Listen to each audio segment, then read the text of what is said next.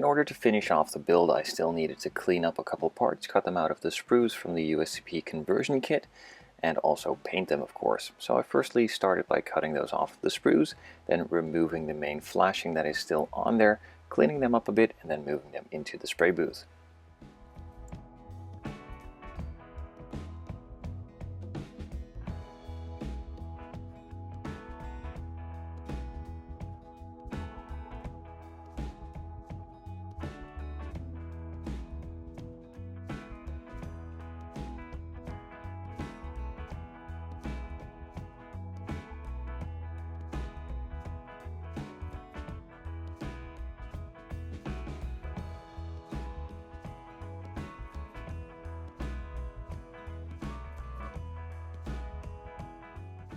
All of the parts that still needed to be painted were from the USCP conversion kit and are actually made out of resin. So I primed them with some Tamiya surface primer. This is for metal plastic and it also works really well on resin. I still needed to paint the taillights as well, and while I was still airbrushing anyway, I figured I'd try out the Tamiya Lacquer Paints Clear Red for these taillights. It went on really easy, covered super quick, and got a super shiny, nice, even finish.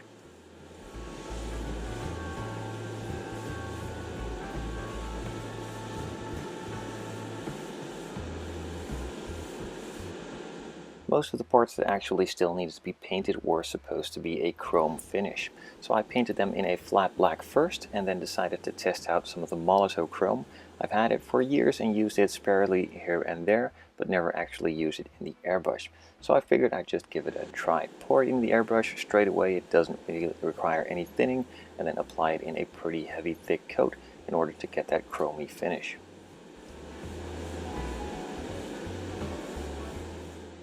After applying 2 pretty thick coats to all of those parts, I set those aside to cure overnight and then moved on to the wheels themselves. I wanted them to be a two-tone and preferably have those lips in a chrome finish as well. Now sadly I ran out of the chrome paint from Molotow when doing all the other exterior parts, so I couldn't use that on the lips for the wheels. I used a circle cutter and some tape to cut out the piece to mask off the center. It took a couple tries to get the right size, but once the size was right, it was easily put on, pressed in place, and that center is now nicely masked off. I do have a couple paints that are supposed to replicate chrome finishes, but none of them really actually give a super convincing chrome finish. So instead of trying to replicate it with another paint instead of the Molotow, I decided just to go with a silver. In this case I'm using chrome silver from Vallejo. It is thinned down already in the bottle, but I've had it for a couple of years and it's not really as thin as I'd like it to be for airbrush use. So I just put it in the airbrush, add a bit of acrylic thinner, and start applying it once it is thin enough.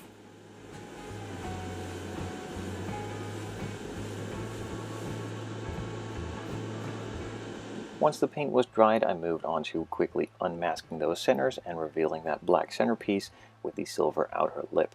Now again, it's not a chromy finish, it doesn't even look chromy, but it is good enough for the wheel, and I kind of like the contrast with a silver lip and black center and not giving it that chrome look for once.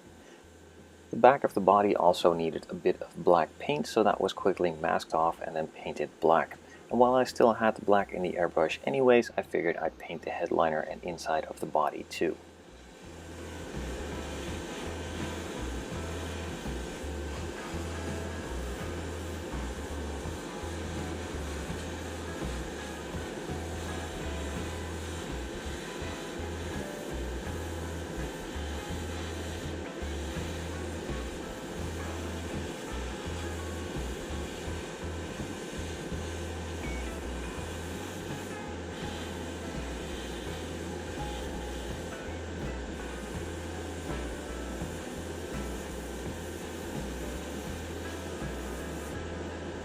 So as you can obviously see, the exterior of the body was not masked off prior to painting the inside, so there will of course always be a bit of overspray. I knew this beforehand, not a big deal, as the body has been clear coated with a 2K clear. It is a nice, tough and resistant finish, so with a bit of thinners on a rag, it was easily cleaned off.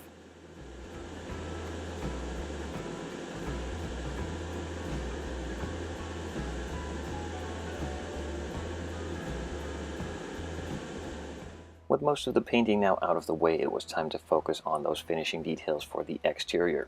I wanted to finish the trim around the windows first, so I quickly started masking those off in order to apply all the bare metal foil. Now I've tried this masking technique on the Aston Martin DB9 that I've built a couple weeks ago, and I really like the way that it came out. So I'm firstly just masking it off, then cutting it out of course, and then lay the bare metal foil on top.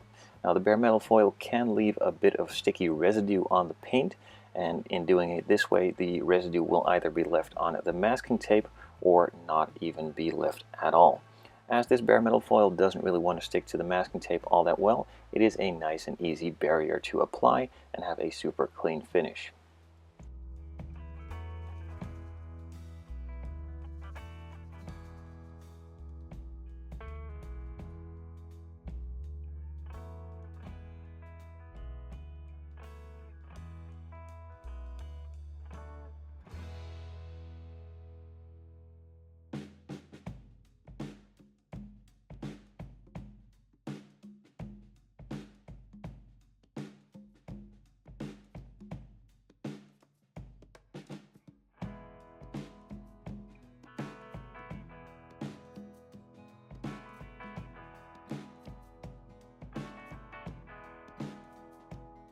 With the trim on the rear now completed, I of course moved on to doing the sides and the front as well.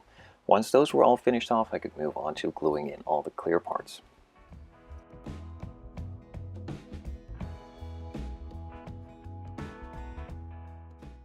If you've watched the entire build, you're probably aware that the body that I'm using is a fastback, and the stock kit that I bought as a base does not have this fastback rear section on the body and therefore has a different rear window.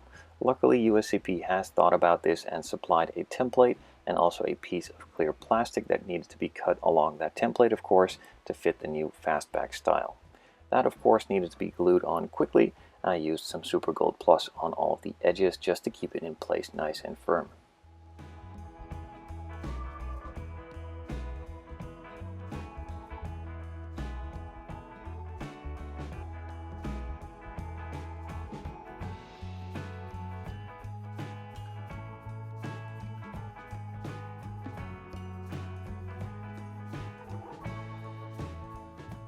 The interior and chassis were already finished in earlier videos, so those could be placed in and also snapped and glued in place permanently.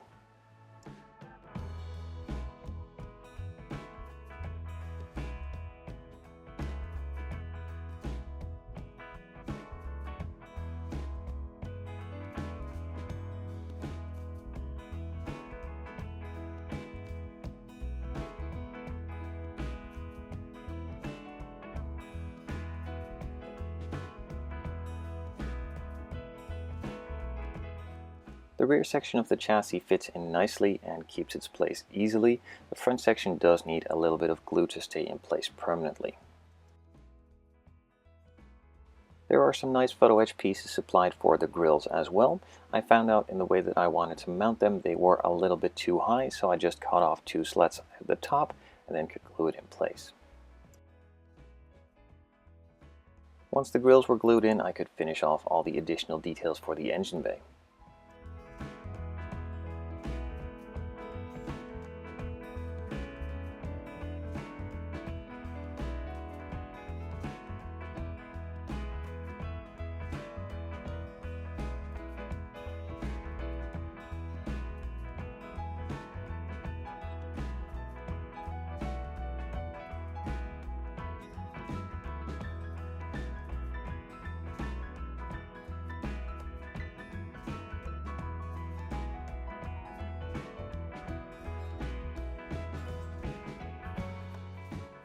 Now that all the details on the engine bay side are completed, I could move on to the exterior.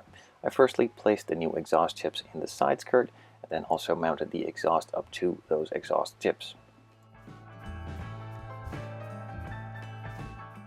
The rest of the interior, of course, needed some more attention as well, so a couple logos and emblems were placed, and I started applying all of the clear parts and even some of the chrome pieces.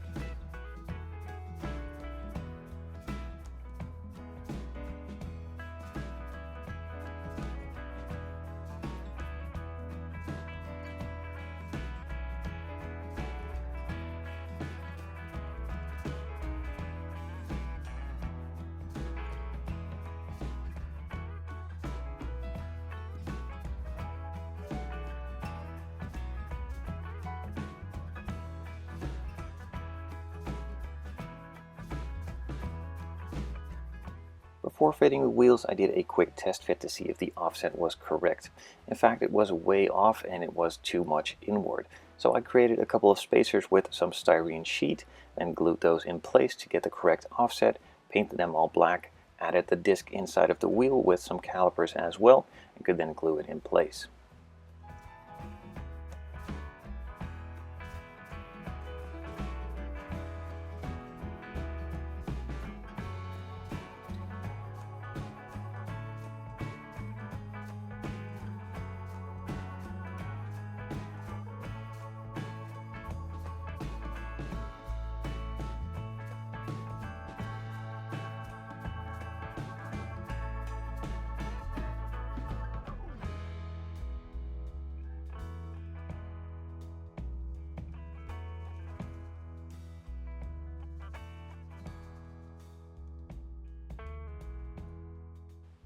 On the exterior, there are a couple of details that really belong to this car if it is painted in a certain paint scheme from a movie that is not to be named. Mostly, I'm talking about some of the hood latches on the front and also the air vents on the side. I decided not to add those just to keep a cleaner look to the hood, which I personally like, and also on the side with the air vents not being applied, I think it just gives it a really cool look as well and not look stereotypical like the rest of these builds, and just gives it a bit of a personal touch. Some of the other parts that still need to be applied were on the front, and these were the window wipers. Now somehow I messed these up and bent the parts out the wrong way, so they are placed incorrectly, as this is the only way that they could function, or look functional at least, but they are actually the wrong way. So they needed to be turned around, but that wasn't really possible anymore as the parts were already bent. A bit of Panelline accent color to some of the vents on the front, and this one is finished. So after finishing this build, the entire body is still really recognizable to a certain movie, which I won't name. A lot of you have commented that I shouldn't name the movie, so I won't, just to keep everybody happy. Now, with a couple of small changes like an entirely different color and custom stripes, and even leaving out some of these really significant design elements like the vents on the side and those hood latches, I still think it looks really, really cool. The stripe gives it a really unique look along with that new body color, and those couple touches made it really my own. I hope you like this build. Let me know down in the comments below what you thought of it, and I will see you on the next one.